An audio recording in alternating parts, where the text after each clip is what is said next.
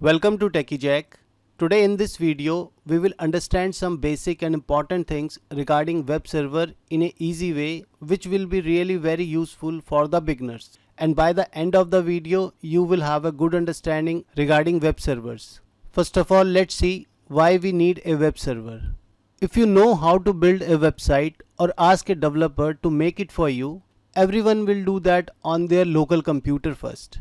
And once the website is ready, you want it to open throughout the world. But website file sitting on your developer's computer won't make it open from the outside world. So to overcome with this situation, users upload their website files to the web server. And this particular server is located in the data center of a hosting provider company such as GoDaddy, Hostinger, HostGator, etc.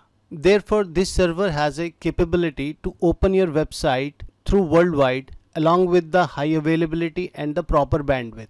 So when you upload your website files on a web server and your website starts opening from the web server, now you can say that your website is hosted on a web server. And now users in a public can open your website from different countries. I hope you got the point why we need the web server. In easy words, you can say it holds your website and it serves your web pages to users when they request them using their browser. When user types something like google.com on the browser sends a request to the Google web server and the web server responds with the web page back to the browser including HTML, CSS, images, etc. that you requested, and it displays to the user. Handling multiple requests.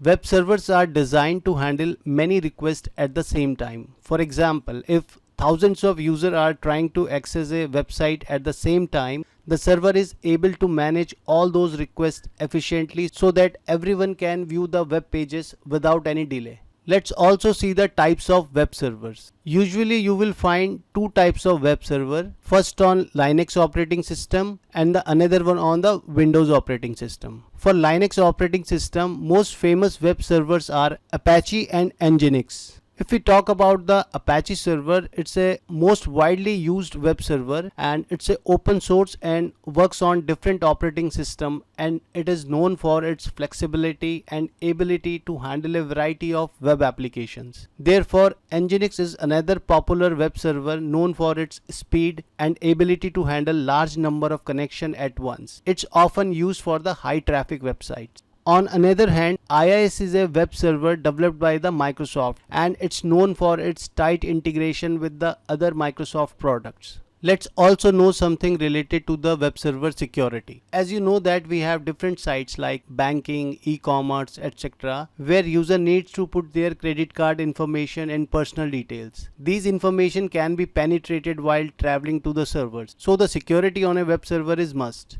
Therefore, to protect the data transmission, web server often use a SSL TLS encryption. So when you have a SSL TLS protection on your web server, anyone tries to penetrate the data while traveling, they cannot see the username and password because they are encrypted. It will not show the information in the plain text. It will show something like in a non-readable format.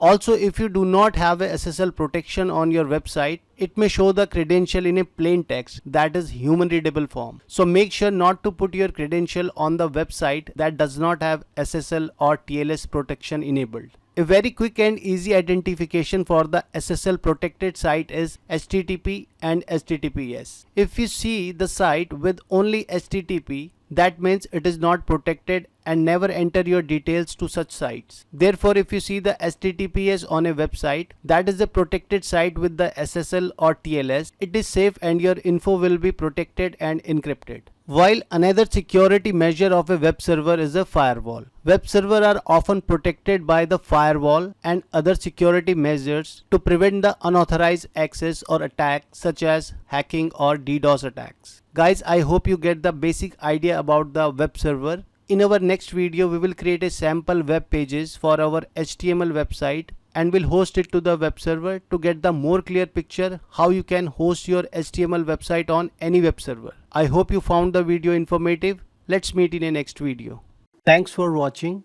If you enjoy this video and want to see more, don't forget to subscribe and ring the bell icon to get notified whenever I post new content.